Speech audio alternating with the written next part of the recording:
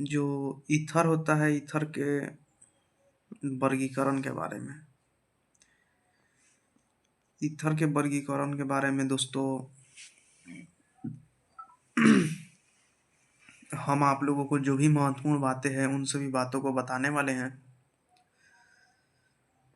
इसके बारे में अगर आप लोग जानेंगे तो आप लोगों को भी दोस्तों काफ़ी ज़्यादा पसंद आने वाला है।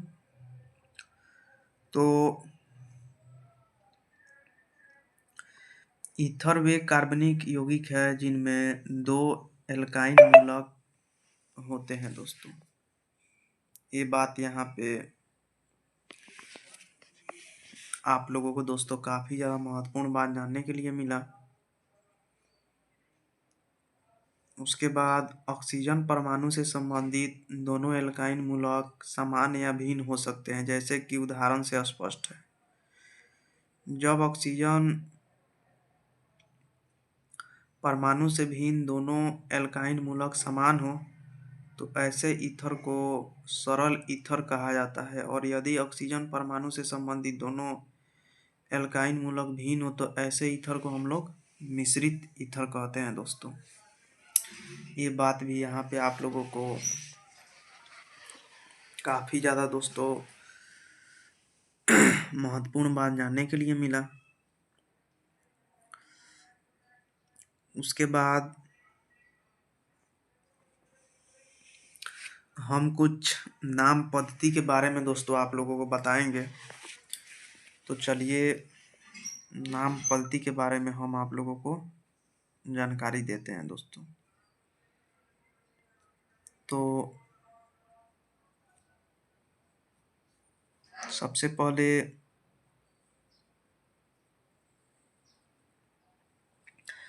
हम लोग एल्कोहल के बारे में बात करेंगे।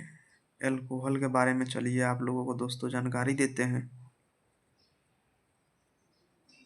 तो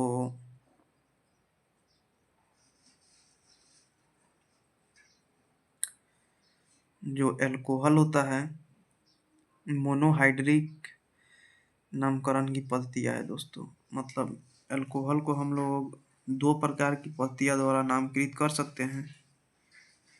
वो 2 प्रकार की पद्धतियाँ कौन कौन सी है, चलिए उन पद्धतियों के बारे में हम आप लोगों को जानकारी देते हैं दोस्तों।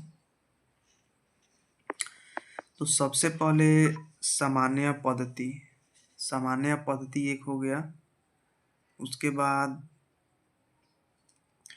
IUPAC पद्धति दोस्तों, ये दूसरा पद्धति हो गया। तो चलिए हम सामान्य पद्धति के बारे में आप लोगों को जानकारी देते हैं।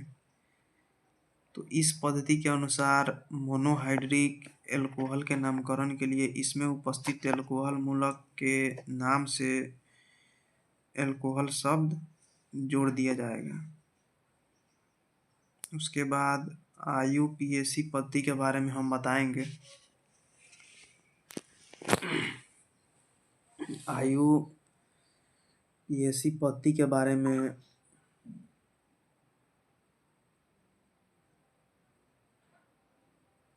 हम आप लोगों को दोस्तों चलिए जानकारी देते हैं।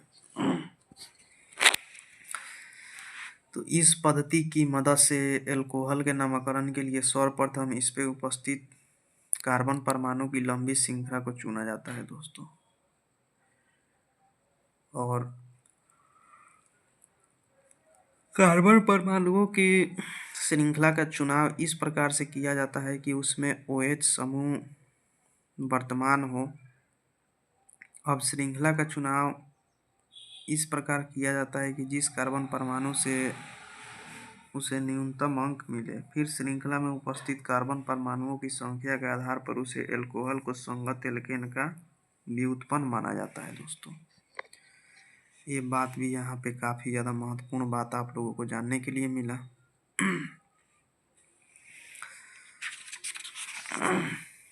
उसके बाद चलिए हम और सारी बातों को बताते हैं।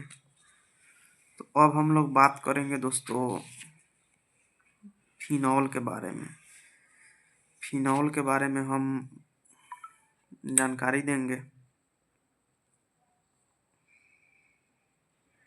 इसके बारे में भी जानना आप लोगों के लिए काफ़ी ज़्यादा महत्वपूर्ण बात होने वाला है। तो चलिए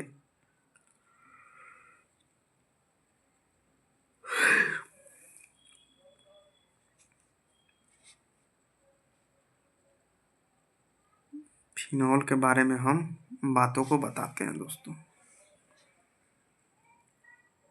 तो फर्स्ट इंटरनेशनल ट्रिप नेपाल। जो फिनॉल होता है, फिनॉल बेंजीन का सरलतम रूप है दोस्तों। जो फिनॉल है, फिनॉल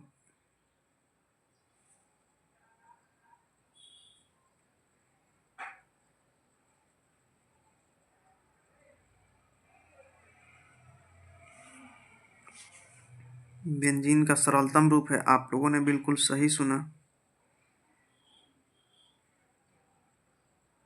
उसके बाद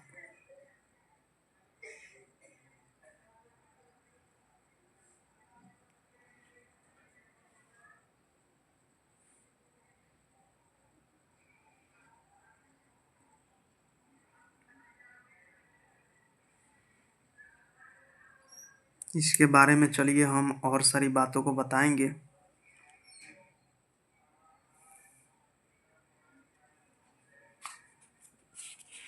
अब हम लोग बात करेंगे दोस्तों पॉलीहाइड्रिक के बारे में। पॉलीहाइड्रिक के बारे में चलिए अब हम जानकारी देते हैं। तो पॉलीहाइड्रिक एल्कोहल का नामकरण करने हेतु एल्केन में के अंग्रेजी नाम का अंतिम अक्षर ई उसी प्रकार रखते हुए अंतिम में ओएल जोड़ दिया जाता है। OH समूह की संख्या को ऑल से पूर्व गुणात्मक पूर्वलगन डाई हाई ट्राई आदि जोड़कर इंगित किया जाता है। OH समूह की स्थिति को उपयुक्त स्थिति सूचक द्वारा दर्शाते हैं दोस्तों। ये बात भी आप लोगों को यहाँ पे काफ़ी ज़्यादा महत्वपूर्ण बात जानने के लिए मिला। उसके बाद चलिए इसके अलावा हम और सारी जानकारी वाले बातों को दोस्तों बताएंगे जो काफ़ी ज़्यादा महत्वपूर्ण बात है।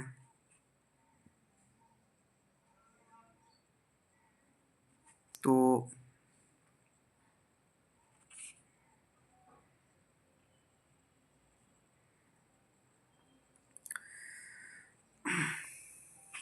इसके अलावा दोस्तों हम आप लोगों को बता दें कि